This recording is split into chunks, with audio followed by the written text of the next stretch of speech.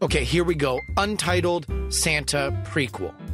We know Santa Claus is an old man, so we open our story with an old Santa in his workshop. All of a sudden, an elf runs in and he's like, "Santa, we have an urgent call. He said it's an emergency. Mrs. Claus is in the hospital." Santa runs to the phone and answers, only to have a cackling voice mock his worried response. It's Jerry, Santa's sassy, anything but white best friend whom he hasn't heard from in years.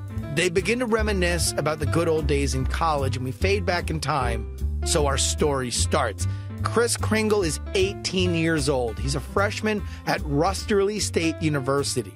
The world that surrounds him is colorless and dreary. He's living in a world without holidays.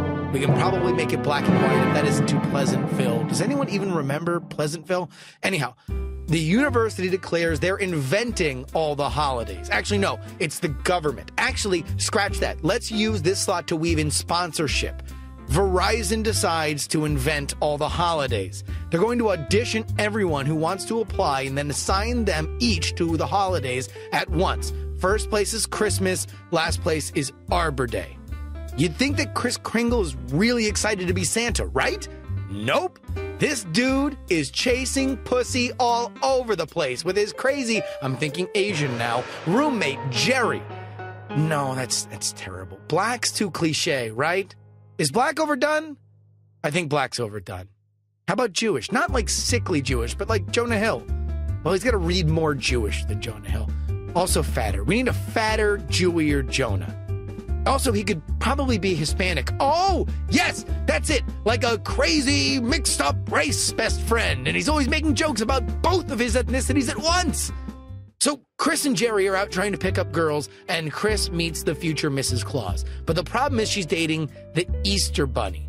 Wait, no, it's weird that she'd be fucking an animal. That's too weird. What if she's dating the leprechaun from St. Patrick's Day? No, for some reason, I think it's more normal that she's blowing an animal than sucking a tiny green dick. Are leprechauns' dicks green? Scratch that. She's not dating a leprechaun. We'll figure that out later. Anyhow, to win the heart of Mrs. Claus and take his rightful spot as Santa, Kris enters the competition. It's a boat race. No, it's a radio contest where you have to put your hands on a big Verizon bus. No, it's a scavenger hunt. No, oh, God, there is nothing more fucking lame than scavenger hunts. It's a talent show. Kris begins working on a song he's going to sing, but he's a terrible singer.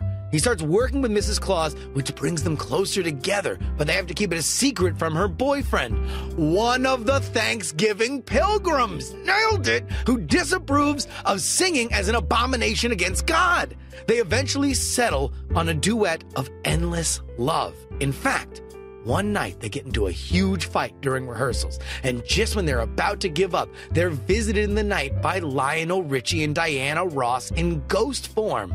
We explain how they're ghosts even though they haven't been born yet by having Lionel tell Kris, "Boy, quit playing." And then Diana says, "Ha ha!" So it's the night of the big talent show, and Kris is ready to go until one of the Thanksgiving pilgrims finds out that Mrs. Claus is planning on singing with Kris.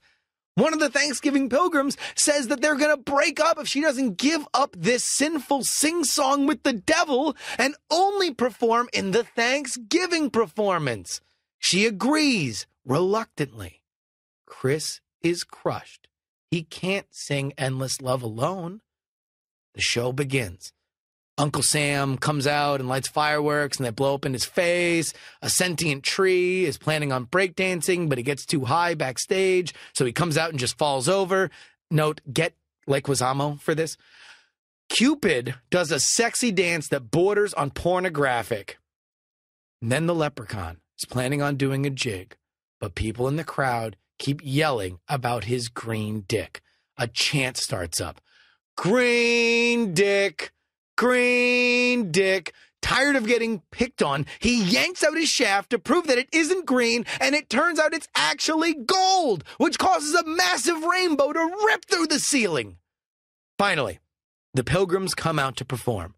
Lights come up, and they brag about the one time they met a non-white and how awesome they are because they had dinner with it. It culminates in Mrs. Claus reaching out and touching the hand of a mannequin painted brown with her index finger and forcing a smile. The crowd loses their shit. They love it. Oy vey, Dios mío, blurts Jerry. Chris can't believe it. He's toast. At this rate, he's going to be shilling for Arbor Day without a doubt. And he's next. Chris walks to the mic, and the music for Endless Love begins. The crowd is stone-faced, his voice quivering with nerves. My love, there's only you in my life.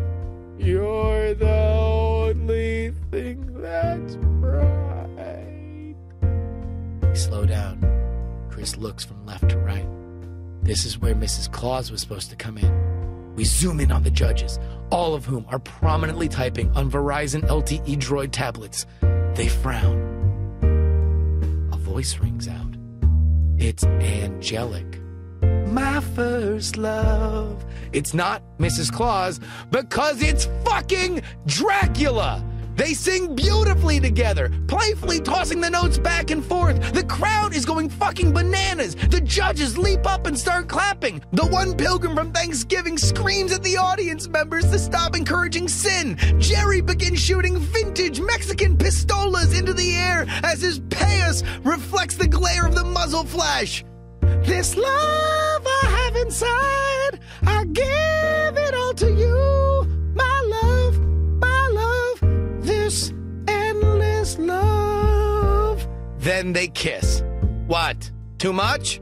Oh, I'm sorry, this is too cutting edge for you. In 2017, when LGBT teen comedies are doing 200 million, just don't forget who wanted to have Dracula tongue dive Santa, okay? They don't kiss, they hug. Dracula confesses that he's been watching Chris's journey and his bravery gave him the hope to perform. Mrs. Claus leaves the pilgrim in the aisle, takes off her bonnet and runs to Chris. They make out, happy now homophobe, and the crowd roars with approval. The judges make their final selections. Third prize, October, goes to Dracula. Jerry sneaks up next to him and says, Yo, Meng, it'd be quite a mitzvah if you had some slutty costumes on your holiday. Drac looks back at him with a, you might be on to something look. The final two are Chris and the pilgrim. One of them gets November, the other gets December.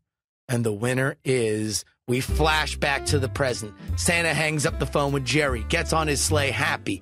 He takes off with his reindeer, lands on the first house. He reaches into his sack and pulls out mashed potatoes. He's setting out fixings for Thanksgiving. He lost to the pilgrims. We fade into a montage of a world that exists since the day of that talent show. Christmas carols consist of eating corn while silently nodding at your father. Fat men dressed as the one pilgrim from Thanksgiving have children asking them for presents in a mall. They are told material possessions are a sin and the only one true gift is God's forgiveness.